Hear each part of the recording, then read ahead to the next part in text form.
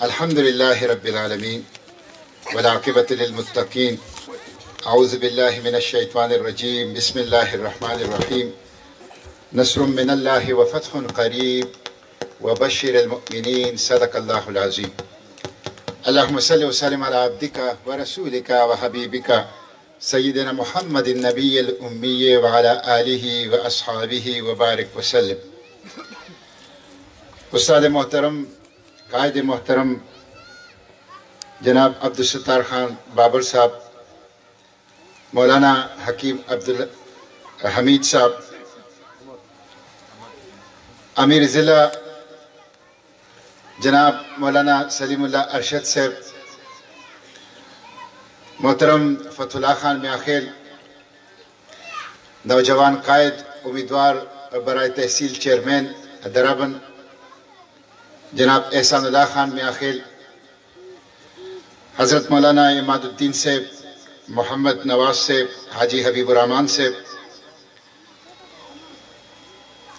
جناب احسان اللہ، جناب چک بابر علاقے کے جتنے بھی اقوام ہیں، رہائش پذیر اور حاضرین مجلس، سب سے پہلے تو میں آپ کا شکریہ ادا کرتا ہوں کہ آپ لوگوں نے اتنی محبت کا ثبوت دیا، اتنی اخلاص اور گرم جوشی کا مظاہرہ کیا۔ سچی بات یہ ہے کہ میرے پاس آپ کو آپ کی اس محبت کا، آپ کی اخلاص کا بدلہ دینے کے لیے کچھ نہیں ہے۔ میں تہ دل سے آپ لوگوں کے لیے اللہ سے دعا کرتا ہوں کہ اللہ تعالیٰ آپ کو بھی، آپ کے اولاد کو بھی اس دنیا کے اندر خیر و برکت سے نوازے۔ میرے بھائیوں، دوسری بات میں یہ کروں گا کہ یہ جو جذبہ ہے، یہ جو گرم جوشی ہے، یہ جو بیداری ہے، یہ جو شعور ہے، یہ اس بات کا ثبوت ہے کہ الیکشن احسان اللہ میاخیل صاحب جیت چکے ہیں اور 19 دسمبر کو صرف ایک رسمی کارروائی اور اس کا اعلان ہوگا انشاءاللہ۔ تو میں آپ کو پیش کی مبارکباد دیتا ہوں۔ میرے بھائیوں، سچی بات یہ ہے کہ جس طرح مولانا عماد الدین صاحب نے بہت خوبصورت باتیں کی اور جناب عبدالمتین بابر صاحب نے، ہمارے باقی قائدین نے، بلوچ صاحب نے اور پھر احسان اللہ میاخیل صاحب نے جو صورتحال علاقے کی رکھی کہ جہاں پانی نہیں ہے، جہاں سکول نہیں ہے، جہاں علاج معالجے کی سہولت نہیں ہے، اور جس سڑک پر میں آیا ہوں وہ سڑک ایسا ہے جیسے ہندوستان کی ایئر فورس نے اس کے اوپر بمباری کی ہو، جیسے کوئی جنگ زدہ علاقے کے اندر میں آیا ہوں۔ میرے بھائیوں، یہ ظلم ہے اس علاقے کے ساتھ، یہ اس مٹی کے ساتھ ظلم ہے، یہ اس مٹی کے اوپر رہنے والے اقوام کے ساتھ ظلم ہے، یہ اس علاقے کے غیرت مند عوام کی توہین ہے۔ اللہ تعالیٰ نے آپ لوگوں کو موقع دیا ہے انتقام کا، اپنی نفرت کے اظہار کا، اور وہ 19 دسمبر ہیں۔ اس لیے میں یہ کہتا ہوں کہ یہ ووٹ آپ کی طاقت ہے، یہ ووٹ آپ کی قوت ہے، یہ ووٹ آپ کے پاس ایک امانت ہے، یہ ووٹ آپ کی شہادت اور گواہی ہے۔ اس قوت اور طاقت کو ضائع نہ کریں، اس گواہی کو عوام دشمنوں، چوروں، ڈاکوؤں، وعدہ خلافوں، جھوٹ بولنے والے کے حق میں استعمال نہ کریں۔ اس امانت کو ایسے لوگوں کے ہاتھوں میں نہ دیں جن کے اوپر ثابت ہو چکا ہے کہ ان کے اندر امانت کو سنبھالنے کی کوئی اہلیت نہیں ہے۔ اس لیے میرے بھائیوں، اللہ تعالیٰ نے آپ کو یہ موقع دیا ہے، یہ ملک آپ کا ہے۔ ووٹ کا مطلب یہ ہے کہ یہ ملک آپ کا ہے، آپ ہی اس کے مالک ہیں۔ آپ سے پوچھا جائے گا کہ کون حکمران ہوگا، آپ سے پوچھا جائے گا کہ کس کے حوالے ہو اقتدار اور اختیار۔ تو اس قوت اور طاقت کو ترازو کے حق میں، انقلاب کے حق میں اور احسان اللہ کے حق میں 19 دسمبر کو آپ لوگ استعمال کیجئے۔ یہی میرا جرگہ ہے اور یہی میری درخواست ہے، اور اسی درخواست کو لے کے بطور جرگہ آپ کے اس دروازے پر، آپ کے اس گاؤں پر اور آپ کی اس مٹی کے اوپر میں آیا ہوں۔ میں صرف 2-3 باتیں کروں گا اور پھر اپنی گفتگو سمیٹ لوں گا، اس لیے کہ بہت اچھی گفتگو ہوئی ہے، और मुझे तमाम बातों से इत्तेफाक है। 8 साल इनकी सूबाई हुकूमत में हो गए और 3 साल वफाक में हो गए, और जिस तरह बात आई वजीर आला उनका, वजीर आजम उनका, सदर उनका, आपारा उनका, रावलपिंडी उनका, अमेरिका उनका, MPA उनका, MNA उनका, सेनेटर उनका, लेकिन मुल्क की जो हालत की है, मैंने सेनेट के अंदर पूछा, और अब तो असेंबली की कार्रवाइयां लाइव नशर होती है, सब लोगों को पता है, टीवी पे भी आता है और फेसबुक और ट्विटर के ऊपर भी ये चीजें आती है। मैंने सेनेट के अंदर ये सारी चीजें पूछी है इस हुकूमत से कि जब ये हुकूमत आई तो मुल्क के ऊपर कर्जा था 29,000 अरब रुपए, 29 ट्रिलियन रुपीस। मैंने कहा 3 सालों में कितना कर्जा लिया है? आप लोग तो दावा करते थे ना खुदकशी करेंगे, IMF के पास नहीं जाएंगे। आप तो दावा करते थे ना कि गुलामी की और कर्जों की जंजीरों को तोड़ेंगे, तो कितना कर्जा लिया है? तो मुझे तहरीरी बताया गया, तहरीरी, और मैंने फेसबुक के ऊपर डाला कि 29,000 के कर्जे को 45,000 अरब, 45 ट्रिलियन पर पहुंचा दिया। 3 सालों में 16,000 अरब का कर्जा, ये एक रिकॉर्ड है पाकिस्तान के अंदर। 71 सालों में 29 अरब का कर्जा था और 3 सालों में 16,000 अरब का कर्जा। मेरे भाइयों, मैंने कहा आप लोग तो रियासत मदीना का नाम लेते हैं, तो आप लोगों ने सूद कितना अदा किया है? तो सिर्फ सूद 3 सालों में 7,500 अरब का सूद अदा किया है। तो सूद भी हम अदा करते हैं, कर्जा भी हमारे नाम पे लिया जाता है, लेकिन हमारे पास तो पानी नहीं है, हमारे पास बिजली नहीं है, हमारे पास गैस नहीं है, हमारे पास स्कूल नहीं है, अस्पताल नहीं है, सड़क नहीं है। तो ये पैसे कहां जा रहे हैं जो हमारे ऊपर कर्जा है और जिसकी असल जर और सूद दोनों हम अदा करते हैं? मेरे भाइयों, वो इनके जेबों में जा रहा है। जो एहसानुल्लाह खान ने कहा है, ये माफिया है ठेकेदारों का, ये माफिया है जो सूबाई और वफाकी हुकूमत के अंदर बैठा हुआ है।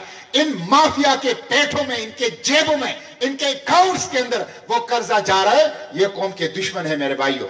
आप देख लें, पेट्रोल 3 सालों में 55 रुपए इजाफा फी लीटर, 55 रुपए फी लीटर इजाफा 3 सालों में। आज 150 रुपए तक तो लोगों को पेट्रोल लीटर और डीजल मिलता है। और मेरे भाइयों, 55 रुपए किलो चीनी थी। भाई कौन सी आफत आई है कि 3 सालों में 55 रुपए किलो चीनी को 110 पे, और वो 110 की चीनी भी नहीं मिल रही। मेरे भाइयों, फिर बिजली की आप कीमत देख लें, फिर अद्वियात की। मैंने अद्वियात के ऊपर सेनेट में बात की, तो सेनेट के अंदर जो मुलाजिमीन होते हैं, जो हाउस स्टाफ होता है, वो जो पगड़ियां बांधे, अगर आप लोगों ने टीवी पे देखा हो, मैं जब सेनेट से बाहर निकला तो उन्होंने मुझे कहा, मुश्ताक साहब, खुदा के लिए हमारे घर में एक मरीज है ब्लड प्रेशर का, एक मरीज है शुगर का। 3 सालों में अद्वियात की कीमत इतनी बढ़ गई है कि जिस घर में एक भी मरीज है उनके लिए अद्वियात लेना नामुमकिन हो गया है। यह जुल्म है, मौत सस्ती है और जिंदगी को इन्होंने मुश्किल बना दिया है। और मेरे भाइयों, ये जो किचन आइटम्स है, ये जो किचन आइटम्स जिसको हम कहते हैं एसेंशियल्स, अशियाई जरूरत, जिसमें चाय, चीनी, आटा, घी और दालें, ये हर गरीब आदमी इस्तेमाल करता है। इसकी कीमतें बिल्कुल माफिया के हाथ में दे दी गई है, माफिया के हाथ में। बदतरीन जुल्म। आज एक सुनामी की सूरत में महंगाई मुसल्लत है, और ये महंगाई PTI की वजह से है, ये महंगाई सूबाई और वफाकी हुकूमत की वजह से है। वो मुल्क जिसमें जरखेज जमीन है, 22 करोड़ मेहनतकश आवाम है, जिसमें 5 दरियाएं हैं, जिसमें हर किस्म के मेवे और फसलें हैं, उसके अंदर गुर्बत, ये इनका तोहफा है जो इन्होंने पाकिस्तान को दिया है। इसलिए आज डॉलर 180 रुपए में तो डॉलर हो गया, और खुद हुकूमत कह रही है कि गुज़िश्ता 3 सालों में रुपए की कीमत गिरी है 30%। 30% का मतलब क्या है? PTI की हुकूमत जब आई, आपके जेब में जो 100 रुपए थे, वो आपके 100 रुपए का नोट अब 3 सालों में 70 रुपए में बन गया। उसके ऊपर 100 रुपए के बजाय अब 70 रुपए का सौदा आता है। डिप्रिसिएशन, डिवेल्युएशन, रुपए की बेकदरी, इन्होंने किस किस तरह कौम को लूटा है मैं आपको बता नहीं सकता। और अब ये जो इन्होंने मुआहिदा किया है IMF के साथ, इन्होंने पाकिस्तान बेचा है। खुदा की कसम पाकिस्तान को इन्होंने बेच दिया है। معاہدے میں کیا ہے؟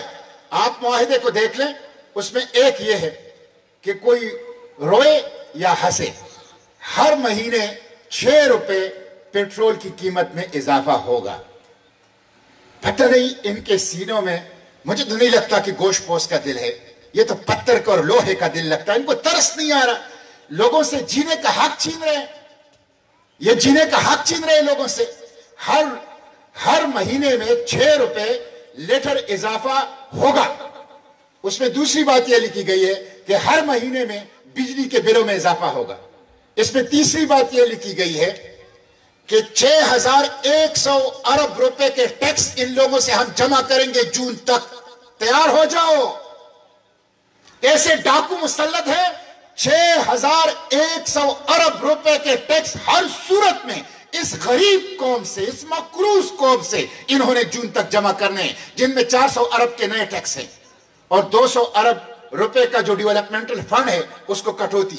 اور جو آخری بات یہ بڑی خطرناک ہے، وہ یہ، رضا باکر کی بات تو مولانا اماد الدین صاحب نے کی ہے، کہتے ہیں اسٹیٹ بینک کو ایسی خود مختاری دو کہ وہ جو بھی پالیسی بنائیں وہ پاکستان کے پارلیمنٹ کو، پاکستان کی حکومت کو جواب دہ نہیں ہوگا۔ گورنر اسٹیٹ بینک کو صرف عدالت کے ذریعے سے جب وہ جرم کرے اس کو ہٹایا جا سکتا ہے، حکومت پاکستان اور پارلیمنٹ اس کو نہیں ہٹا سکتا۔ تو یہ اسٹیٹ بینک کا پاکستان نہیں، یہ اسٹیٹ بینک IMF بن گیا ہے۔ انہوں نے ملک کے ہاتھوں میں غلامی کی ہتکڑیاں ڈال دی ہے، غلامی کی ہتکڑیاں۔ اور یہ میں نہیں کہتا، یہ تو گورنر پنجاب نے اس دن کہا، گورنر پنجاب نے اس دن کہا کہ 1 ارب 5 کروڑ ڈالر IMF نے دیے ہیں اور ہم سے سب کچھ لکھوا دیا ہے، سب کچھ لکھوا دیا ہے۔ میرے بھائیوں، انہوں نے ملک غلام بنا دیا ہے، انہوں نے پاکستان فروخت کر دیا ہے۔ ان کے خلاف اٹھنا فرض ہے، فرض۔ ان کے خلاف جدوجہد جہادی کبیر ہے۔ اور میں آخری بات کر کے اپنی گفتگو سمیٹتا ہوں۔ میں نے ابھی پریس کانفرنس میں بھی کہا، گزشتہ 3 سال میں جتنی قانون سازی اسلام اور شاعر اسلام کے خلاف ہوئی ہے، کسی حکومت نے یہ جرت نہیں کی، کسی حکومت نے یہ جرت نہیں کی۔ وقف پراپرٹی بل، مساجد اور مدارس ان کو اپنے کنٹرول میں لینا۔ کہتے ہیں مسجد میں جو درس قرآن ہوگا، مسجد میں جو خطبہ ہوگا، مسجد میں جو عرس کی تقریب ہوگی، اس کی اجازت حکومت سے لینی ہوگی۔ وقف کی پراپرٹی کو ہم فروخت کر کے اس سے لیٹرین بھی بنا سکتے ہیں، وقف کی پراپرٹی کو فروخت کر کے اس سے نالی اور گلی کوچے بھی، مساجد اور مدارس کی پراپرٹی کو۔ یہ فورس کنورژن بل جس کو میں نے ڈیفیٹ کیا اسمبلی کے اندر، فیس بک کے اوپر یہ ساری چیزیں موجود ہیں، اس میں لکھا تھا کہ 18 سال سے پہلے پاکستان میں کوئی اسلام قبول نہیں کر سکتا۔ انسدادی اسلام، انسدادی قبولیت اسلام بل تھا وہ۔ 18 سال سے پہلے کوئی اسلام قبول نہیں کر سکتا، اور کوئی اسلام قبول کرے گا تو حکومت پاکستان اس کو مسلمان تسلیم نہیں کرے گی۔ اور میرے بھائیوں، ڈومیسٹک وائلنس بل، گھریلو تشدد بل، جس میں ماں باپ کو کٹہرے میں، اور جس میں باپ اور شوہر کے ہاتھ میں کھڑا ڈالنا کہ اس کے ہاتھ میں کھڑا ڈالا جائے گا، یہ قانون سازی۔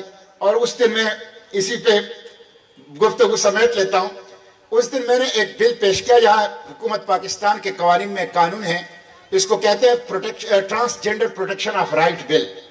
ٹرانسجینڈر کو اردو میں وہ خسرہ کہتے ہیں، مولانا اماد الدین صاحب کی زبان میں اس کو کیا کہتے ہیں؟ ہجرہ، ہجروں کی حقوق کے تحفظ کے لیے۔ تو دیکھیں، جو فطری ہجرہ ہے، جو اللہ تعالیٰ نے اس کو پیدا کیا، وہ تو ہمدردی کا مستحق ہے، ان کی تو ریسپیکٹ ہونی چاہیے، ان کی عزت ہونی چاہیے، ان کی ہمدردی ہونی چاہیے۔ لیکن انہوں نے ہجروں کا جو قانون بنایا ہے، اس میں پورے کے پورے عورت کو اور پورے کے پورے مرد کو بھی اختیار دیا ہے کہ وہ ہجرہ اپنے آپ کو بنا سکے۔ میں نے پوچھا کہ آپ لوگوں نے گزشتہ 3 سال میں جب یہ حکومت آئی ہے، کتنے لوگوں نے نادرا میں اپنی جنس تبدیل کی ہے؟ تو مجھے تحریری جواب دیا کہ 28,000 لوگوں نے 3 سالوں میں جنس تبدیل کی ہے، جس میں سے 16,000 مرد عورتیں بن گئی ہیں اور 12,000 عورتیں مرد بن گئی ہیں۔ یہ جسمانی ساخت سے نہیں، जिस्मानी साख्त तो उनकी वही है जो अल्लाह ने पैदा की है। नादरा ने अपने शनाख्ती कार्ड में, पासपोर्ट में, ड्राइविंग लाइसेंस में मर्दों को औरत और औरत को मर्द। तो मैंने कहा कि ये तो इस्लाम के कानून के खिलाफ है। ये तो आप मर्द और मर्दों की शादी और औरतों और औरतों की शादी को रिवाज दे रहे हैं। मौलाना साहब जब निकाह पढ़ाते हैं तो वो शनाख्ती कार्ड देखते हैं, वो तो ये नहीं देखता कि लड़की को मेरे सामने ले आओ या इसका कोई मेडिकल मुआयना कराओ। तो आपने तो औरत को 16,000 मर्दों को औरतें बना लिया, तो ये तो आप मर्द और मर्द की शादी को रिवाज दे रहे हैं और औरत की शादी को रिवाज दे रहे हैं। तो ये तो मगरिब का, ये तो अमेरिका में भी ये कानून नहीं है। इन्होंने कानून में लिखा है कि कोई भी शख्स जब उसको ऐसे ख्यालात आते हों, तसव्वुरात आते हों, फिक्रात आते हों कि भाई मैं हूं तो मर्द लेकिन मुझे ख्याल आ रहा है, फिक्र आ रहा है कि मैं औरत हूं, तो नादरा के पास जाएगा, उससे कहे मेरे जिन्स तब्दील करो। नादरा बगैर किसी मेडिकल बोर्ड के फौरन उसका जिन्स तब्दील कर देगा। तो जब मैंने इसमें तरमीम ले आया तो हुकूमत की एक वजीर साहिबा है, उसका नाम है मैडम डॉक्टर शीरी मजारी। वो उठे कहते हैं सेनेटर मुश्ताक की मैं शदीद मुखालिफत करती हूं और कहते हैं कि जिन्स एक बंदा अपने आप को मर्द कहे या औरत कहे ये उसका जाती मामला है, रियासत का इसमें कोई काम नहीं है। ये हुकूमत है, ये हुकूमत है। तो इन्होंने हमसे दुनिया भी छीन ली है, ये हमारी दीन के ऊपर भी हमलावर हैं। ये इस्लाम और शायर इस्लाम के लिए, ये पाकिस्तान और यहां के आवाम के लिए ये एक सिक्योरिटी थ्रेट है। इसलिए मेरे भाइयों, ये जो 19 दिसंबर का इलेक्शन है, इस इलेक्शन को आप लोग हल्का ना लें। ये बहुत अहम इलेक्शन है, ये नफरत का एक इजहार है, ये इंतकाम का एक इजहार है, ये तराजू के ऊपर मोहर लगाना और ये इनके मुंह के ऊपर थप्पड़ लगाना है, ये महंगाई का इंतकाम लेना है, ये इस्लाम के खिलाफ जो इन्होंने इक़दामात किए हैं उसका इंतकाम लेना है। इसलिए मैं आपसे दरखास्त करूंगा कि आप लोग इस बल्दियाती इंतखाब को अपने लिए इनकलाब का, इस्लामी इनकलाब का एक जरिया बनाएं, हुक्मरानों के खिलाफ नफरत के तहरीक का एक नुक्ता आगाज बनाएं। और ये जो मेरे भाई ने बात की कि जो ईमान के सौदे कर रहे हैं, ये जो जमीरों के सौदे कर रहे हैं, ये जो ट्रांसफार्मर है, बिजली के खंबे हैं, ये जो तार हैं, ये जो तरक्याती स्कीमें हैं, ये अपने घरों से नहीं लाए हैं, ये मेरे और आपके कौमी खजाने के पैसे हैं। ये जिसके ऊपर ये ईमान और जमीर के सौदे कर रहे हैं, ये इनसे ले लें, ये हमारे पैसे हैं, इनके नहीं है। और वोट जो है इनके खिलाफ तराजू के हक में इस्तेमाल करके इनके मुंह के ऊपर थप्पड़ लगाएं। मेरे भाइयों, एक ऐसे कैंडिडेट को हम आपके सामने लाए हैं, एहसानुल्लाह खान, नौजवान है, बाकिरदार है, और आपने उसकी तकरीर सुनी, उसकी गुफ्तगू सुनी।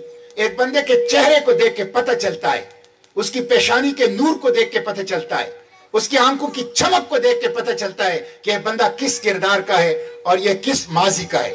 बहुत खूबसूरत क़यादत को हम आपके सामने लाए हैं। पूरी जमात इस्लामी उसकी पुष्ट पे खड़ी है, पूरी जमीयत उलमा इस्लाम उसकी पुष्ट पे खड़ी है। मैं बेइंतहा मशकूर हूँ अपनी जमीयत उलमा इस्लाम की तंजीम का, इनकी हर सतह की क़यादत का, उनकी पुष्ट के ऊपर खड़े हैं। इंशाअल्लाह इलेक्शन और इलेक्शन जीतने के बाद भी उसी तरह आप लोगों के हुकूक आपके दरवाजों पर पहुंचाएंगे, आप लोगों की तरक्की के लिए उनके साथ खड़े होंगे। बगैर हुकूमत के, बगैर रियासत के हमने आपकी खिदमत की है, हुकूमत और रियासत के साथ उससे बेहतर खिदमत इंशाअल्लाह आप लोगों की करेंगे, ये मेरा आपके साथ वादा है। तो यही मेरी दरख्वास्त है कि ये जो 10 दिन रहते हैं, इन 10 दिनों में हर मस्जिद को मोर्चा बनाएं, हर हुजरे को मोर्चा बनाएं, हर गांव को मोर्चा बनाएं, इस तहरीक को फैलाएं, मर्दों तक, औरतों तक, जवानों तक, बूढ़ों तक, सब लोगों तक इस तहरीक को फैलाएं और लोगों को समझाएं कि ये हक व बातिल की जंग है, ये अवाम के इख्तियार की जंग है और ये अपने हुकूक की जंग है। इसमें तराजू का साथ दे, एहसानुल्लाह खान का साथ दे। तो इंशाअल्लाह मुझे यकीन है कि ये जो आपकी बेदारी है, ये बहुत बड़ी दौलत है, ये बहुत बड़ी ताकत है। मुझे खुशी है कि आप लोग बेदार हैं, मुझे खुशी है कि आप लोग खबरदार हैं, मुझे खुशी है कि आप लोग आगाह हैं और एक ताकतवर शऊर के मालिक है। इंशाअल्लाह हुक्मरानों का रोज़े हिसाब करीब है और इनसे कौम के एक एक पाई का हिसाब लेंगे और कौम के साथ होने वाले एक एक जुल्म का ان سے انشاءاللہ انتقام بھی لیں گے اور ان کے ساتھ حساب کتاب بھی کریں گے۔ وآخر دعوانا الحمدللہ رب العالمین۔